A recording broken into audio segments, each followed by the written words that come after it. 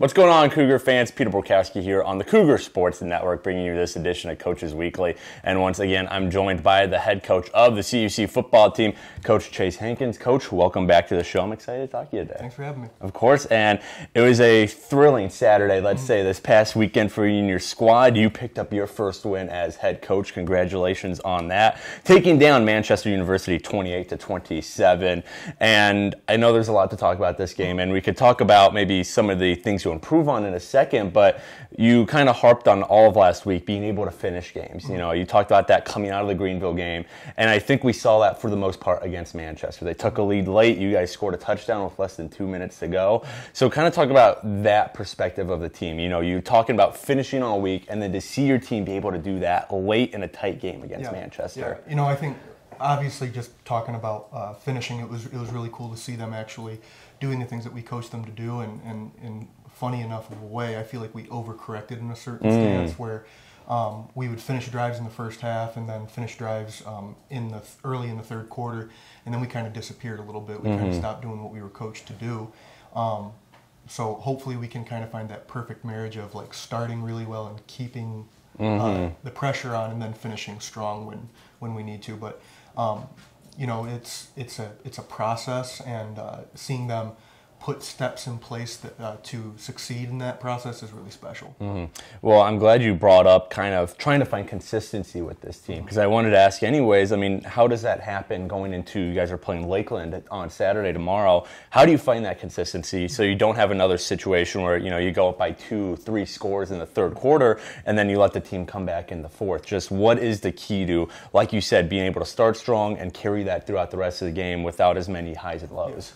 Well, the good news is it's not because we're being prevented from doing anything. It more has to do with us taking our eye off the ball and losing our focus and getting behind on the schedule, or being in a second and long situation, the stuff that we would consider like not typical or ideal. But as far as I've seen it, a defense hasn't prevented us from doing what we want to do.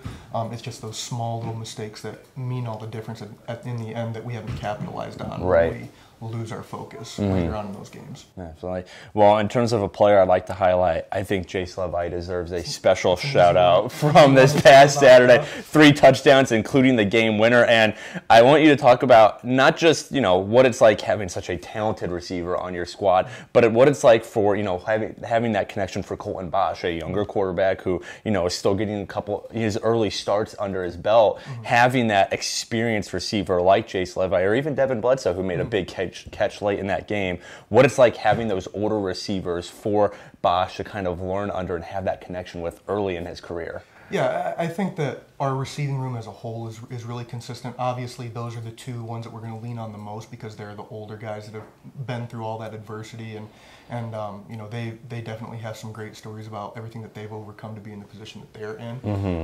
But you know, with that, and I talked about this a little bit last week, it gives you experience, and experience is one of those things that you can't go out and recruit. Right. You can't buy experience.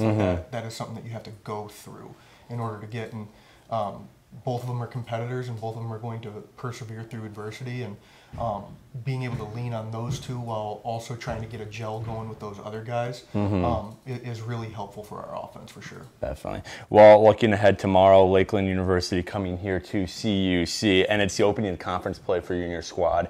And something I always like to ask when conference play rolls around is, how does that, if it does at all, kind of change your preparation for these games? Because, you know, conference games at the end of the year, those are the ones that really matter. So when you're getting to these NAC games now, does it change anything on the preparation side, or is it just kind of business as usual going into these really important games? I would say that, you know, limiting the amount of change to your weekly schedule is ideal. So it's really just the process.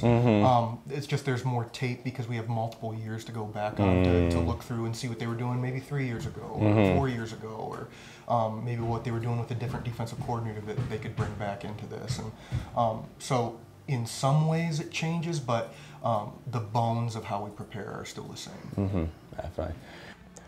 Well, Lakeland coming to CUC tomorrow to face the Cougars in the opening of NAC play. Kickoff for the game is set for 1 p.m. and coverage can be found at our website, cucougars.com, and the live stream can be found on our YouTube page, CUC Sports. Coach, thanks again for joining me today. Good luck tomorrow in the NAC opener, and I'm looking forward to talking to you about it when we meet again next week. Awesome. But until then, this is Peter Borkowski sign off of the Cougar Sports Network and wanting to say, as always, go Cougars! Go Cougs!